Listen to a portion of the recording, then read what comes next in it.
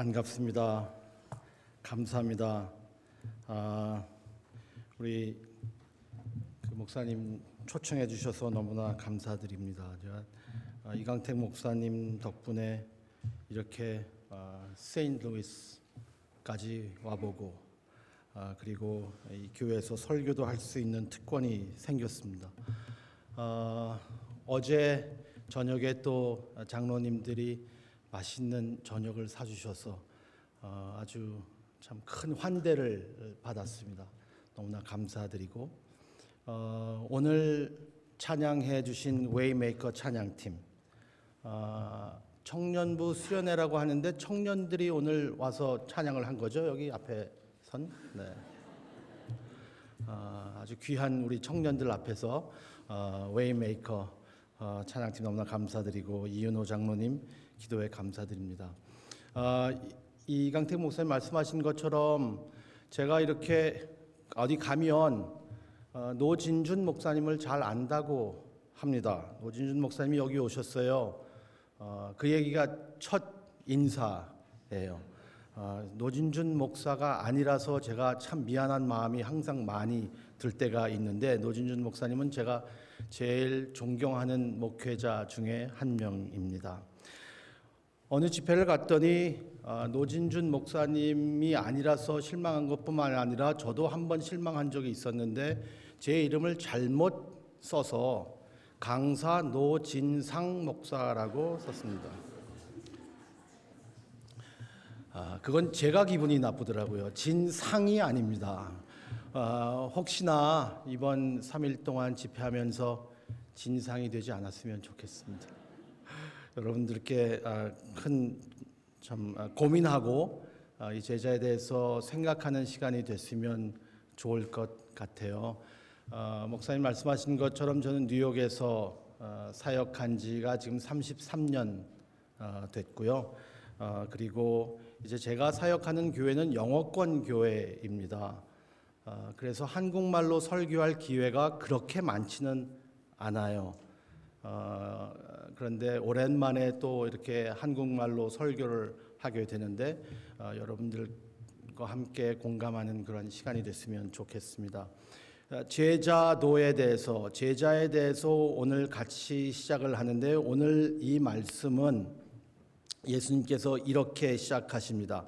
자기를 의롭다고 믿고 다른 사람들을 멸시하는 사람들에게 이 비유로 말씀하시니라. 자기를 의롭다고 믿고 다른 사람들을 멸시하는 사람, 자기를 높이고 그리고 다른 사람을 낮게 여기는 사람들에게 향해서 예수님께서는 이 비유를 말씀하셨다. 그래서 이 비유를 말씀하시고 비유의 요점은 14절 하반전에 잘 요약되어 있습니다. 무릇 자기를 높이는 자는 낮아지고 자기를 낮추는 자는 높아지리라. 이게 이 말씀의 요점이에요. 두 사람이 기도하러 올라갔지만 그중 한 사람만 실제로 기도했다라고 말씀하시는 것입니다. 그리고 예수님은 두 사람을 대조하는 것은 아주 획기적인 가르침을 하실 때마다 잘 사용하셨던 방법이었습니다. 누가복음 15장에서도 두 아들을 비교하시면서 그 두 아들에 대해서 두 사람을 비교하면서 예수님께서 가르치시는 교훈을 주셨고 두 사람의 죽음을 이야기하면서 부자와 나사로를 말씀하실 때도 있었고 그리고 오늘도 두 사람의 기도를 통하여서 우리가 어떤 모습으로 하나님 앞에 설 수 있을까? 과연 제자는 어떤 모습일까? 하는 것을 보여주고 있습니다. 이 모든 이야기는 예수님께서 복음의 그 본질을 말씀해 주시고 계시는데 복음의 본질은 upside down의 본질을 가지고 있다. 즉 복음은 위에서 아래로 내려오는 복음의 본질을 가지고 있다라는 것입니다. 그리스도의 제자의 산, 그리스도인, 성도 다 같은 말이에요. 제자가 성도고 성도가 그리스도인이고 예수님을 믿는 사람들 중에서 제자는 좀 더 높은 것이고 그리고 성도가 있고 그리고 또 다른 그런 그룹이 아니라 다 다른 면에서 보는 같은 사람들이죠. 예수를 따르는 자들, 예수님의 사람들을 다 제자라고 하기 때문에 저희들은 어떤 성도에서 더 한 급 올라가서 제자가 되는 것이 아니라 여태까지 우리는 제자라는 것을 너무 어렵게 생각했는지 아니면 너무 디맨딩하게 생각했는지 아니면 예수님을 믿는 것은 우리가 처음에 찬양했던 것처럼 그냥 무리로 있는 것인지 crowd versus disciples 이 표현을 그리고 이 차이를 저희들이 생각을 했는지 모르겠지만 예수님께서는 복음의 본질을 이야기하면서 복음은 upside down이다. 위에서 내려오는 것이다. 그래서 하나님께서 인간이 되어서 내려오셨다라는 것이죠. 세상의 모델은 밑에서 위로 올라가는 것입니다. 직장 생활하는 것도 미국의 표현을 하면은 corporate ladder이라는 표현을 합니다. corporate ladder. We're always trying to climb up the corporate ladder. 그러니까 회사에서도 계속 승진해서 올라가는 것인데 복음은 밑에서 아래에서 위가 아니라 위에서 내려오는 것이다. 그래서 그 말씀을 해주시기 위해서 예수님께서는 이 비유를 말씀하십니다. 이 비유를 통하여서 저희들이 세 가지만 볼게요. 세 인물을 한번 봤으면 좋겠습니다. 제가 이 세 인물을 이렇게 제목을 한번 줘봤어요. 안에 있는 죄인, 밖에 있는 의인, 긍휼의 심판장. 안에 있는 죄인. 보통 안에 있는 사람들이 더 좋고 나은 사람이라고 생각하지만 복음의 upside down 이 본질을 이야기하시면서 안에 있는데 죄인이고 바깥에 있는데 의인이고 그리고 그것을 결정해 주시는 긍휼의 심판장을 저희들이 보려고 합니다. 예수님께서는 여기서 이 바리새인을 소개해 주세요. 여러분들 교회에 한 5년 정도 다니셨으면 이 비유의 말씀을 너무나 잘 아시는 말씀일 거예요. 설교도 많이 들어보셨고 공부도 많이 해보셨고 그리고 많이 읽으신 글입니다. 그래서 뭐 특별하게 새로운 것이 있지는 않을 것 같아요. 그런데 같이 한번 저희들이 좀 고민을 해봤으면 좋겠는데요. 바리새인을 소개하시는데 현대 독자들에게는 이미 교회를 다니시는 분들에게는 바리새인에 대해서 특별한 인식을 가지고 있어요. 아주 오해할 때가 많이 있습니다. 그들이 완전하지 않고 분명히 실수를 했지만 때로는 큰 실수를 하기도 했지만 대부분의 바리새인들은 그 당시에서는 품위 있는 종교인이었잖아요. 품위 있는 사람들이었습니다. 믿음을 굉장히 중요하게 여겼고 그리고 믿음을 진지하게 받아들였습니다. 정말 믿음 생활하는 것이 어떤 것일까? 하나님을 믿는 것이 어떤 모습일까? 그리고 하나님의 율법을 따르는 것은 어떻게 해야 할 것인가 하면서 정말 진지하게 고민했던 사람들이에요. 아마 우리가 모여서 제자는 무엇인가 하고 이렇게 고민하는 우리들 같이 그분들도 하나님의 율법을 가지고 진지하게 고민했던 사람들이었습니다.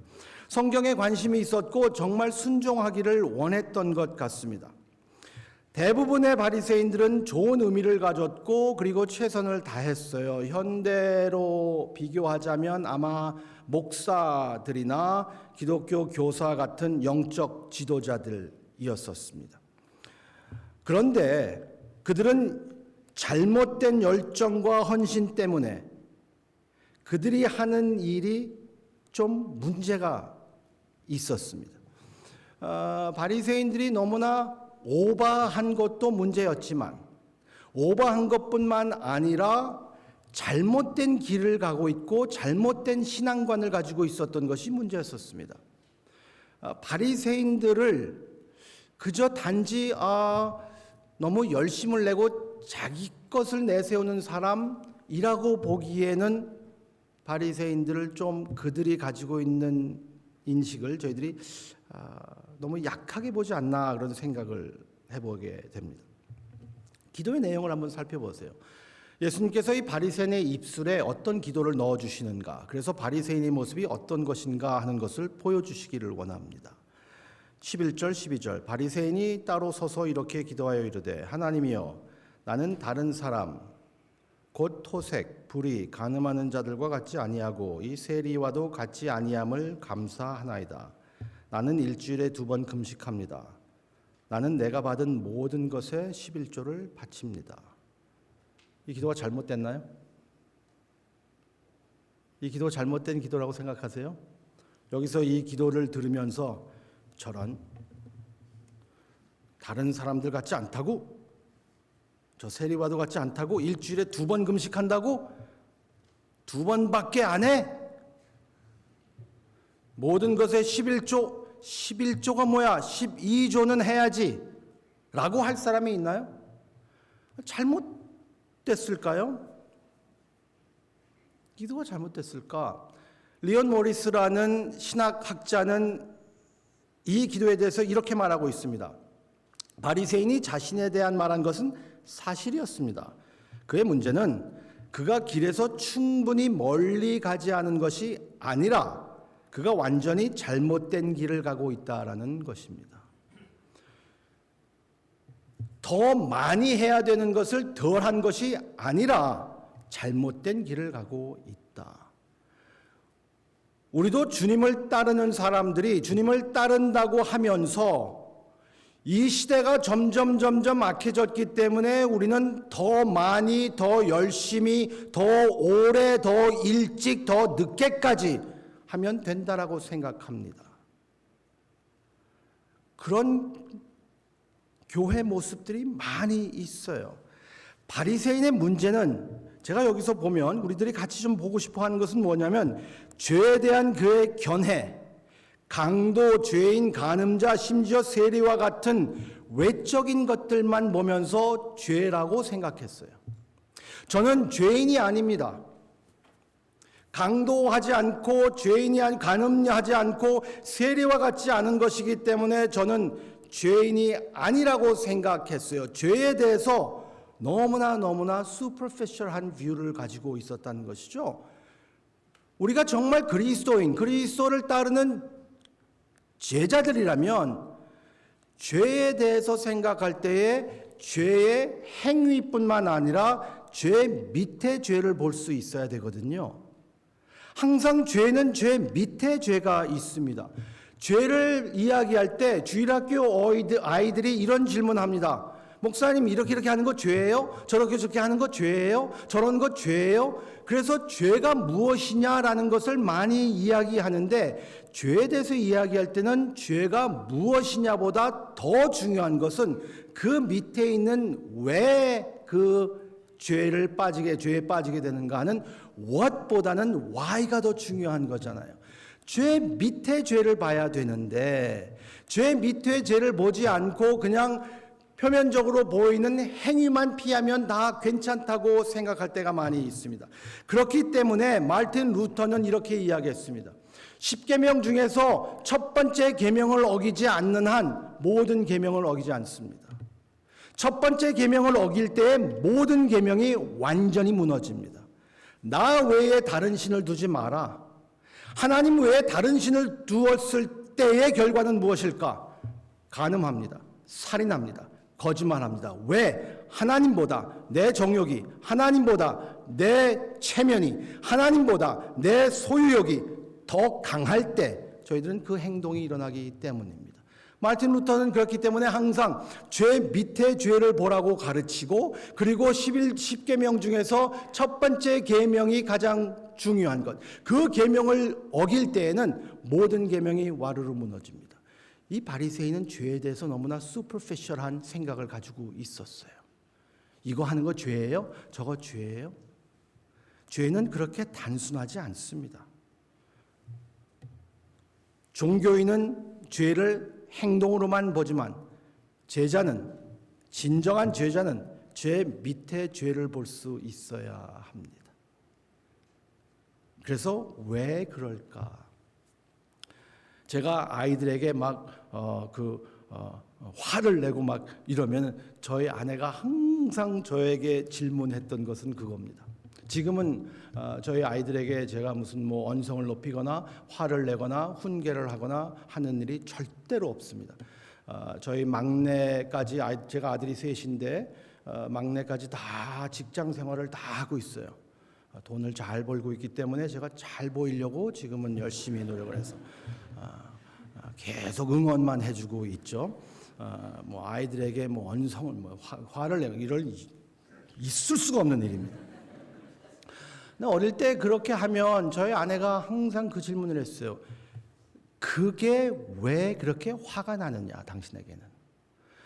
다른 것들은 그냥 잘 넘어가는데 왜 그것만 그렇게 화가 날까?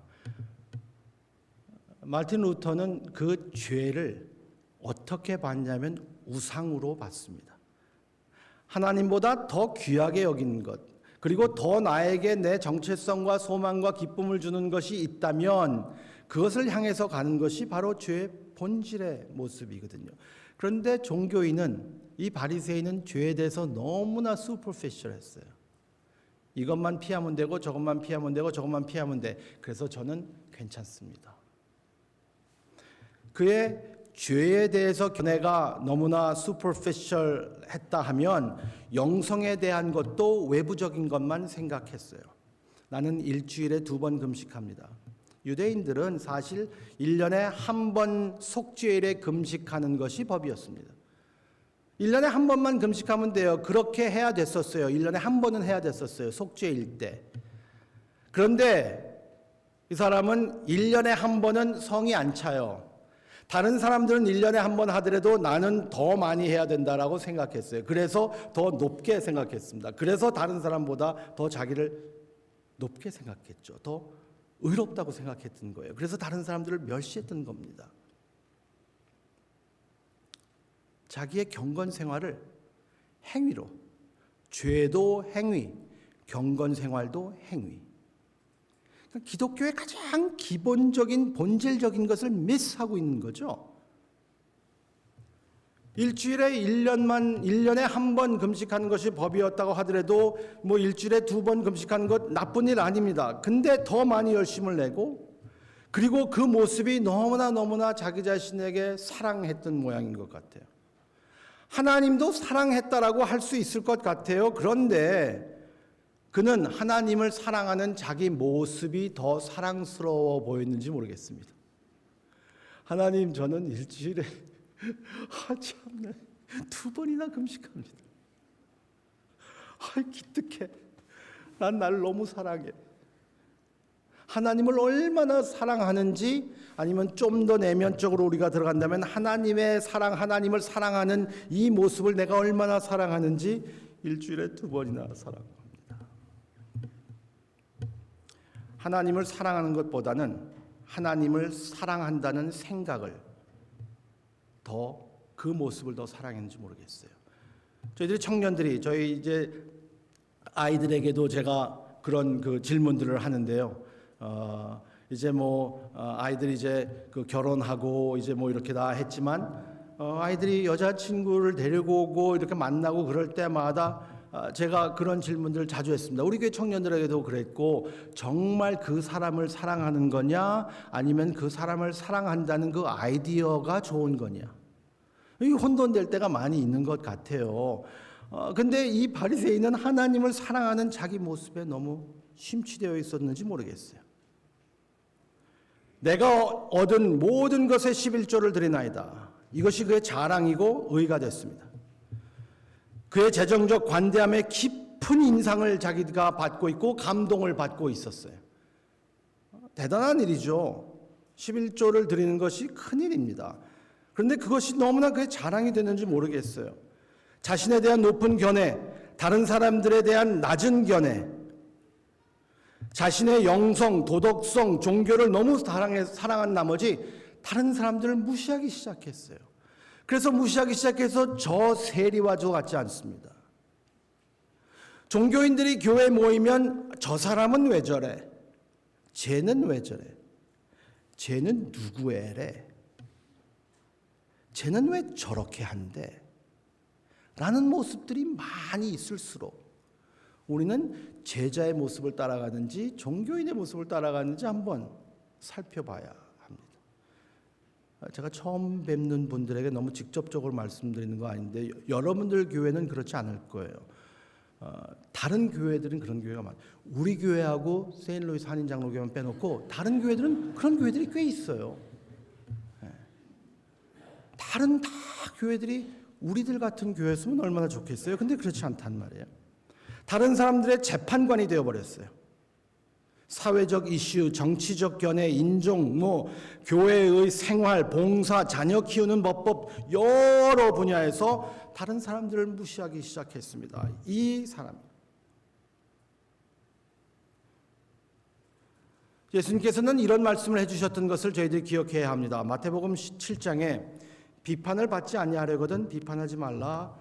너희는 비판하는 그 비판으로 너희가 비판을 받을 것이요 너희의 헤아리는 그 헤아림으로 너희가 헤아림을 받을 것이니라. 어찌하여 형제의 눈 속에 있는 티를 보고 내 눈 속에 있는 들보는 깨닫지 못하느냐. 보라, 내 눈 속에 들보가 있는데 어찌하여 형제에게 말하기를 나는 내 눈 속에 있는 티를 빼게 하라 하겠느냐. 외식하는 자여, 먼저 내 눈 속에서 들보를 빼어라.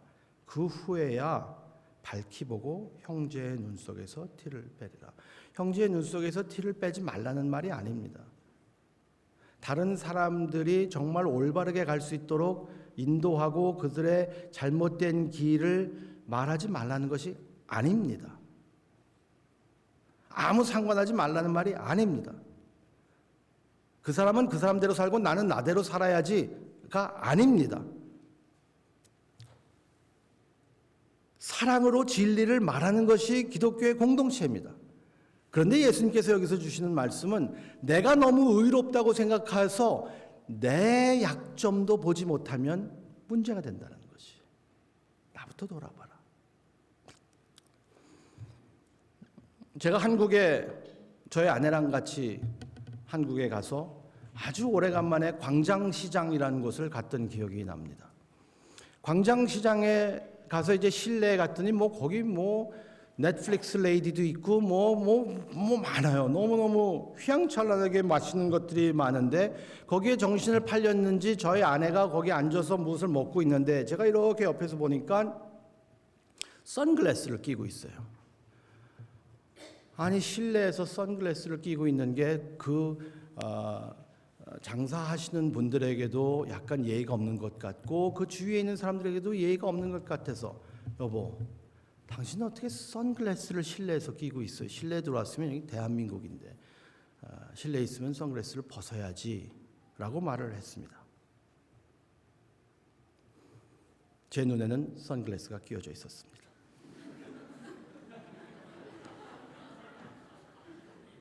저는 이 말씀을 보면서 내 눈에 있는 선글라스를 먼저 벗고 남의 눈에 선글라스를 받아. 어떻게 내 눈에 있는 선글라스는 모르고 남의 눈에 있는 선글라스만 보이냐. 딱 걸렸죠. 참 하나님께서 저에게 참 기가 막힌 교훈을 저희 아내를 통해서 항상 주시는데 제가 저희 아내에 대해서 뭐라고 비판을 할 때마다 제가 딱 걸려요. 하루도 안 걸려요. 그 다음에 그대로 항상 걸릴 때가 거의 90%입니다. 저의 모습도 예수님께서 마태복음 7장에 주시는 말씀도 본문에 나오는 세리도 똑같았습니다.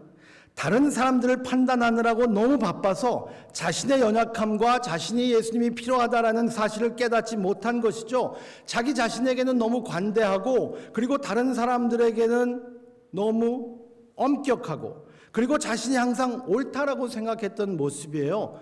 이게 종교인의 모습이에요. 교회에는 종교인들이 있는 것보다는 제자들이 있어야 되는데 제자의 모습들은 어떤 것일까? 정말 복음 안에서 서 있는 사람들인데 뉴욕에서 오랫동안 사역을 하시던 그리고 제가 신학교 때 저희 교수님이기도 했던 분 팀 켈러라는 목사님 계신데 여러분들도 잘 아실 거예요.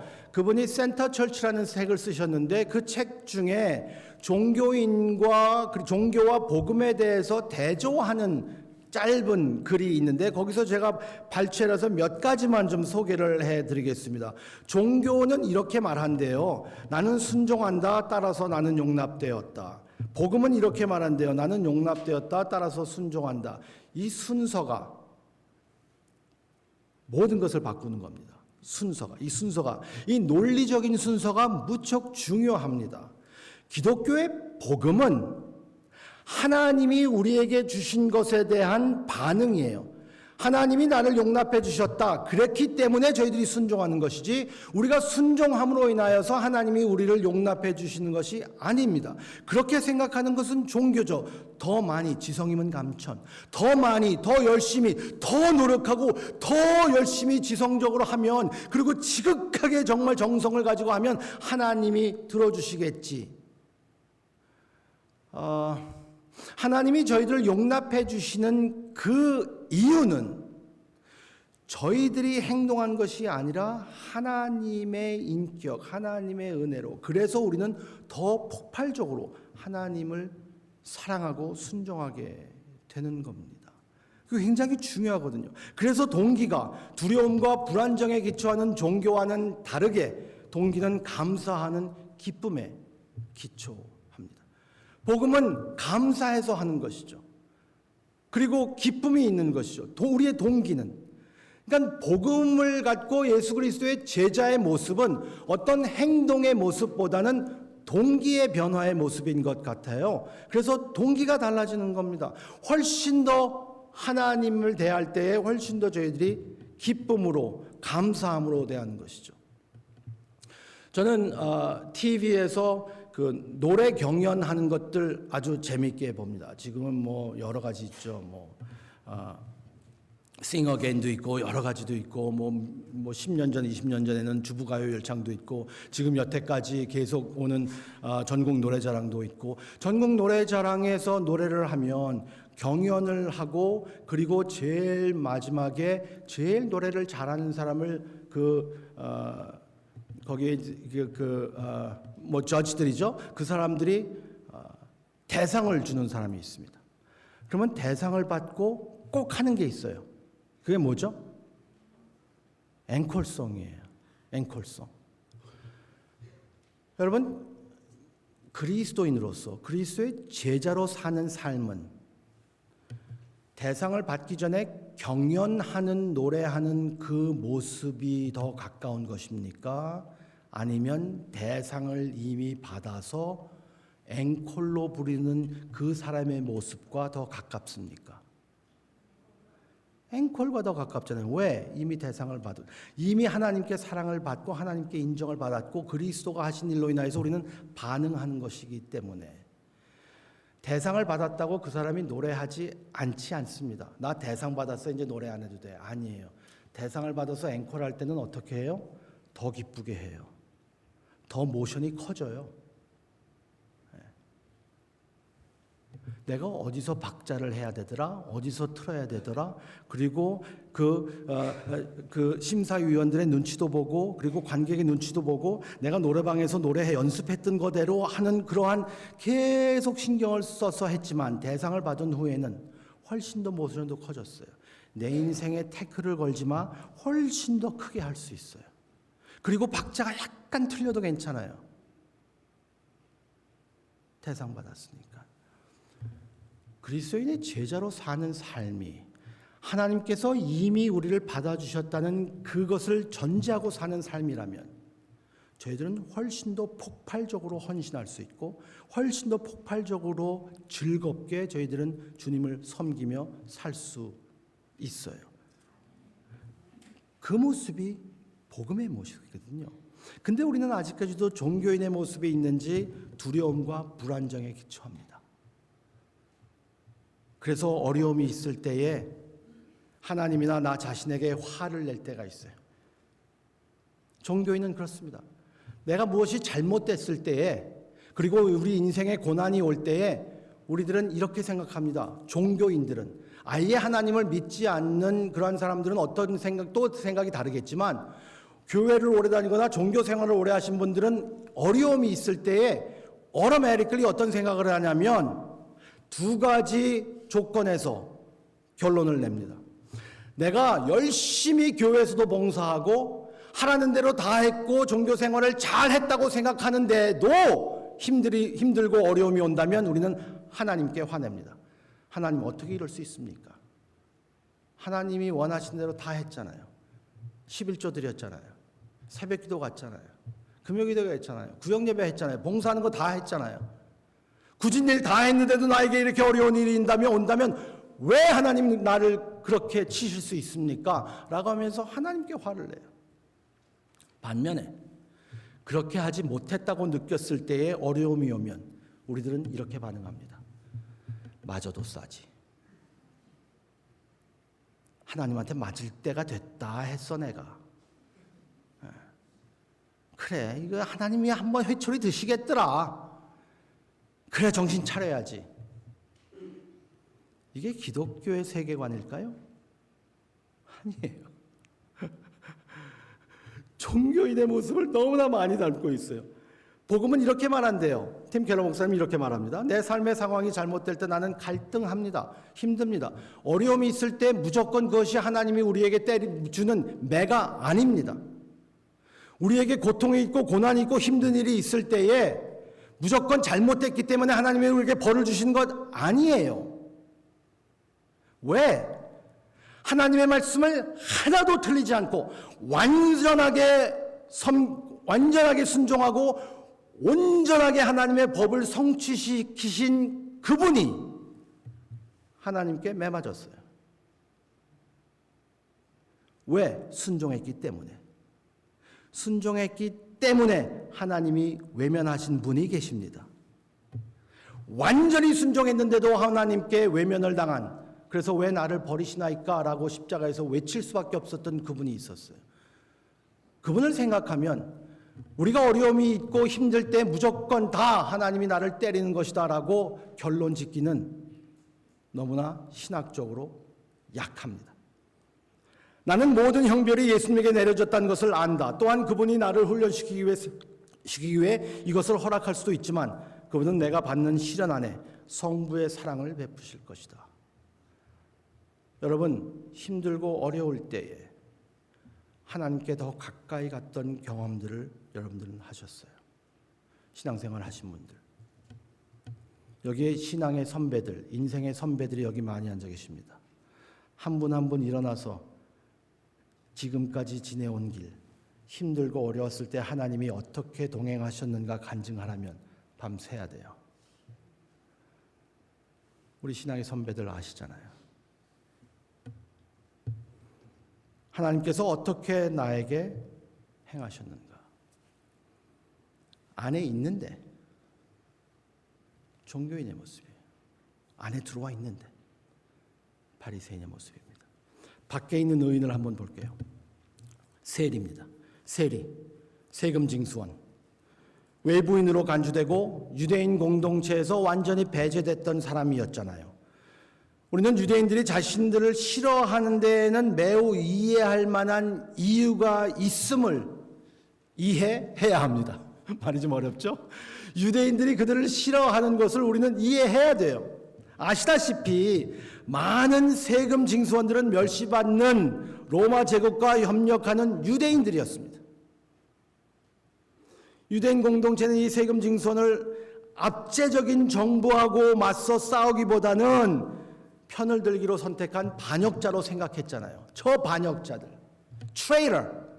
어떻게 자기의 동족의 등을 돌리고 그 동족을 그렇게 이용해 먹을 수 있느냐? 그래서 미움을 받았어요. 예수님께서는 비유를 대시더라도 왜 이렇게 극단적이신지 모르겠어요. 예수님이 참 온유하신 분인데 어떻게 보면 어떨 땐 좀 괴팍하셔요. 예수님이. 이렇게 극단적인 비유를 대실까? 바리새인과 그냥 보통 주부 뭐 이렇게 얘기하면 몰라요. 바리새인과 선생 뭐 이렇게 얘기하면 모르는데 바리새인과 세리. 이 극단적인 사람을 비유로 만들어서 말씀하십니다. 너무너무 미움을 받았던 사람들이고, 그리고 세리들은 부유했잖아요. 유대인들의 뒤에서 자신들의 부를 얻고 있다는 것을 알고 있는 유대 공동체는 바리새인들을 좋아할 수가 없었어요. 그리고 설상가상 가장 취약하고 가장 연약한 사람들에게 더 세금을 징수해서 사람을 속였다는 것은 일반적인 지식으로 다 알고 있었습니다.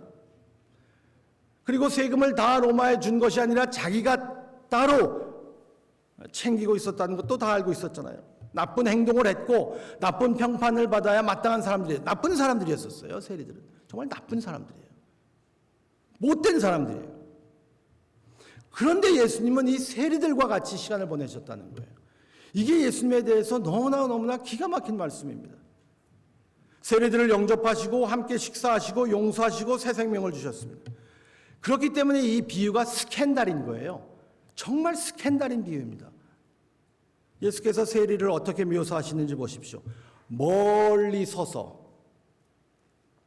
유대교의 기도의 풍습은 사거리에서 종교인이, 종교 지도자가 두 손을 들고 기도합니다.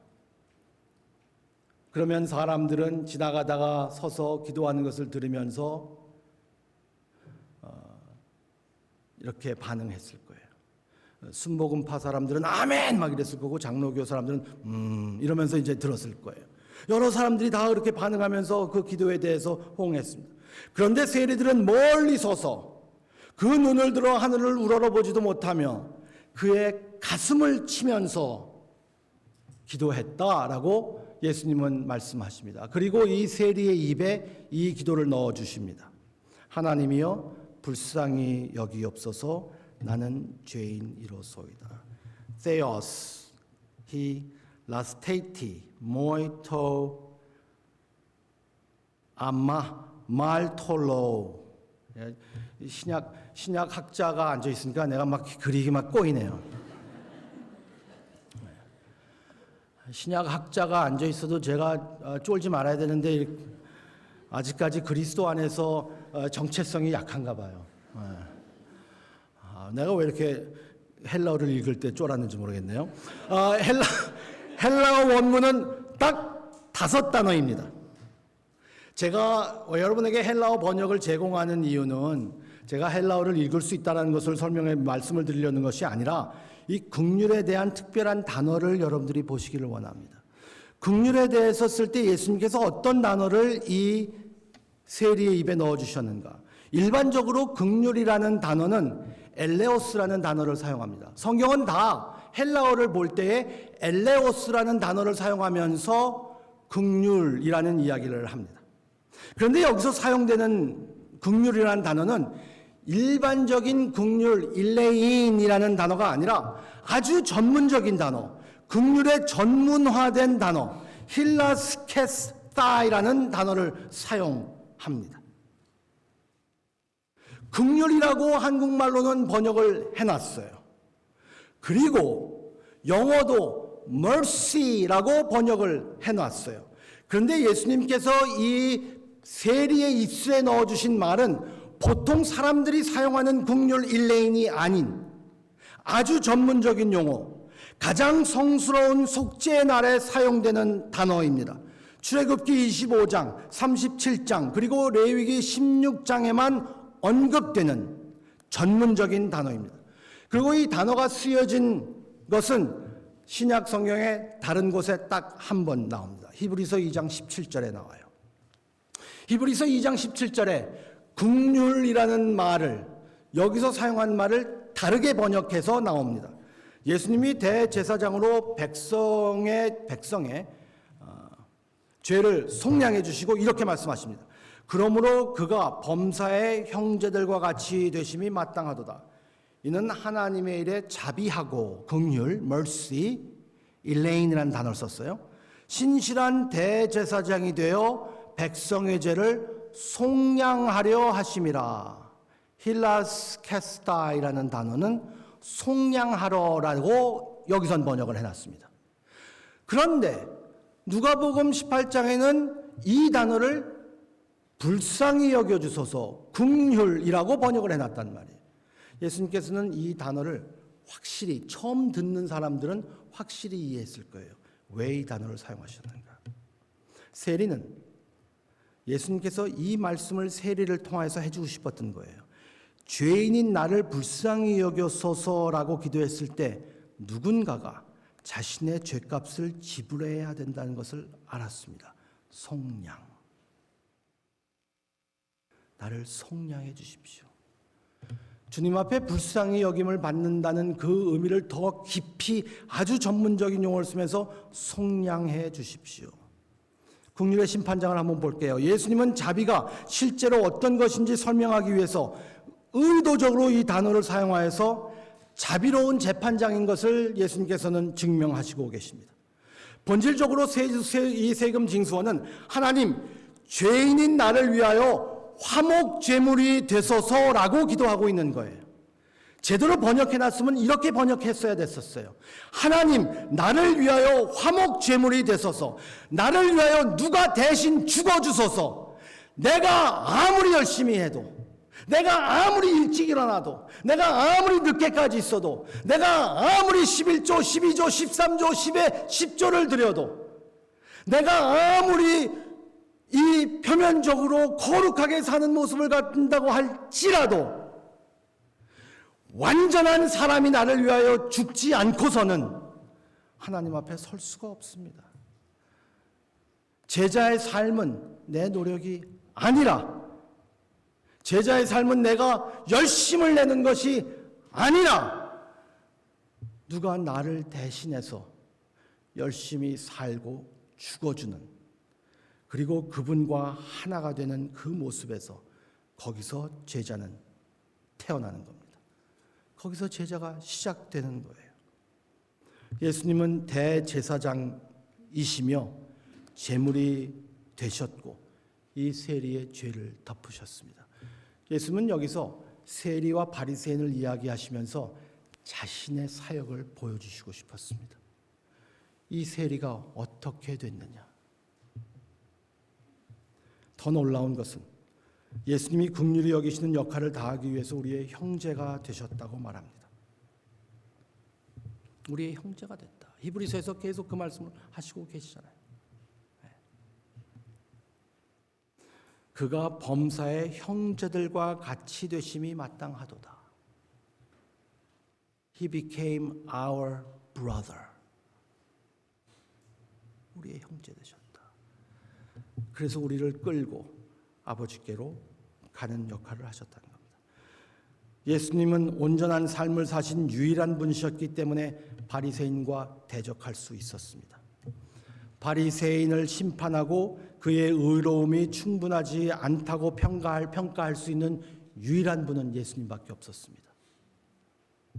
내 눈에 들보를 볼 수 있고, 그리고 내가 완전한 사람들만 다른 사람들을 판단할 수 있습니다. 바리새인의 바로 맞대서 너의 의는 완전하지 못해. 왜? 내가 완전하기 때문에. 예수님의 그 삶이 완전한 삶이었고 예수님이 완전한 의인이셨기 때문에, 그리고 그 의인이 제사장뿐만 아니라 속죄물이 되어주시고 희생 제물이 되어주셔서 우리를 위하여서 대신 죽음으로 인하여 우리가 의인되게 하신 것이. 그렇기 때문에 바리새인에게 바로 서실 수 있었고 세리를 정당화하실 수 있었습니다. 죄인을 의롭게 만들기 위해서 속죄소에 앉으신 희생 제물이 되셨던 분이 바로 예수님입니다. 제자의 시작은 여기서부터입니다. 세리의 기도는 하나님의 자비에 절대적으로 의존하는 기도였어요. 그 믿음으로 말미암아 우리가 잘 알고 있는 이신 칭의를 예수님께서는 가르치고 있습니다. 이 비유를 시작할 때는 예수님께서 이렇게 말씀하시고 계세요. 두 사람이 기도하러 성전에 올라갔다라고 예수님께서 비유를 시작하시잖아요. 그죠? 두 사람이 기도하러 성전에 올라갔다. 한 사람은 실제로 하나님께 기도하기 위해 기도했고 다른 한 사람은 자기 자신에 대해서 기도했다. 그런데 놀라운 것은 예수님께서 이 비유를 어떻게 끝내셨는지 저희들은 봐야 합니다. 세리의 기도가 응답되었다라고 말씀하지 않고 세리가 의롭게 되어 집에 갔다라고 결론을 내리십니다. 두 사람이 기도하러 갔는데 한 사람은 의롭게 됐어요.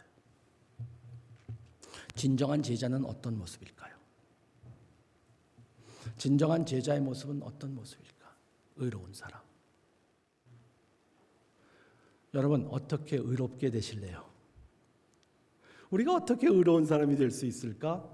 하나님이 보시기에 너는 의로운 사람이다. 어떻게요? 그리스도와 연합됐을 때, 그리스도가 저를 감싸주고 있을 때, 그리스도가 여러분을 감싸줘서 하나님이 여러분들을 보실 때 그리스도가 보이도록 할 때에 내 의가 하나도 나타나지 않을 때, 내 자랑이 아무것도 없을 때, 내가 잘한 것이 아무것도 없다라고 느끼고 그리스도의 영광과 그리스도의 행위와 그리스도의 공로만 크게 보일 때 의인인 거예요. 하나님의 긍휼을 필요로 하는 사람, 예수님이 아니면 아무것도 할 수 없고 아무것도 아니라고 고백하는 사람, 그 사람이 제자입니다. 은혜의 사람입니다. 제자는 은혜의 사람이에요. 요한복음 15장의 말씀, 제가 나중에 설교할 때도 또 말씀을 드리겠지만 저의 목회에서 신앙생활에서 가장 제가 중요하게 생각하는 말씀 중에 하나이기 때문에 또 강조를 합니다. 예수님께 기도할 때에 예수님께서 이렇게 가르치셨습니다. 저희들의 고백은 Apart from me, you can do nothing. 나를 떠나서는 너는 아무것도 할 수 없다. 제자는 제자의 모습이 보이는 것이 아니라 내가 따라가고 있는, 그리고 그 안에 속해 있는 그리스도가 크게 보이는, 즉 제자는 은혜의 사람입니다. 그렇다면 이 은혜에 우리는 저항할까요? 아니면 수용할까요? 자꾸 은혜를 저항하게 돼요. 왜냐하면 우리들의 디폴트는요, 우리가 뭘 해야 된다고 생각해요. 근데 저항하게 됩니다. 그리고 자꾸 은혜를 갚으려고 그래요. 나 너를 위해서 이렇게 했건만 넌 나를 위해 무엇을 했느냐. 가장 반복음적인 찬송가. 그 누가 만들었는지. 그거 바라실까요? 여러분, 갚을 수 있으면 은혜입니까? 갚을 수 있으면 은혜가 아니에요. 갚을 수 있으면 빚입니다. 빚. 빚은 갚아야 해요. 그리고 갚을 수 있습니다. 은혜는 갚을 수 없기 때문에 은혜. 갚을 수 없는 은혜. 그 노래는 복음적인 찬송. 한량 없는 은혜. 내가 나 된 것은 은혜. 아무것도 당연하게 생각하지 않는 그 은혜. 하나님의 은혜로 가장 충만하게, 그래서 이 세리처럼 이렇게 저 끝에 있었던 사람, 바깥에 있던 사람을 의롭게 여긴다고 할 수 있는 예수 그리스도의 은혜에 들어가 있는 사람. 그 은혜로부터 시작해서 저희들의 제자의 삶이 시작됩니다. 무릇 자기를 높이는 자는 낮아지고 자기를 낮추는 자는 높아지리라. 기도하시겠습니다. 하나님, 오늘도 이 말씀을 통해서 저희들에게 성령 하나님께서 조명하여 주셔서 생각하게 하시고 묵상하게 하시고 이 말씀이 저희들의 삶에 연결이 될 수 있도록 하여 주시고, 그래서 저희들이 행여나 혹시나 저희들의 의를 내세우고 저희들이 무엇을 하나님께 드릴 수 있다라고 생각하는 그 동기로 있었다면 성령 하나님께서 저희들을 움직여 주셔서 저희들이 하나님께 더 폭발적으로 희생하고 헌신할 수 있는 이유는 저의 의나 열심이 아니라 하나님의 은혜에 대한 반응이었다는 것을 깊이 깨닫고, 그래서 기쁨과 섬김으로 이 제자의 삶이 어떤 삶인지 저희들이 알아나갈 수 있도록 성령 하나님 도와주시기를 간절히 바라옵고 예수님의 이름으로 기도드립니다. 아멘.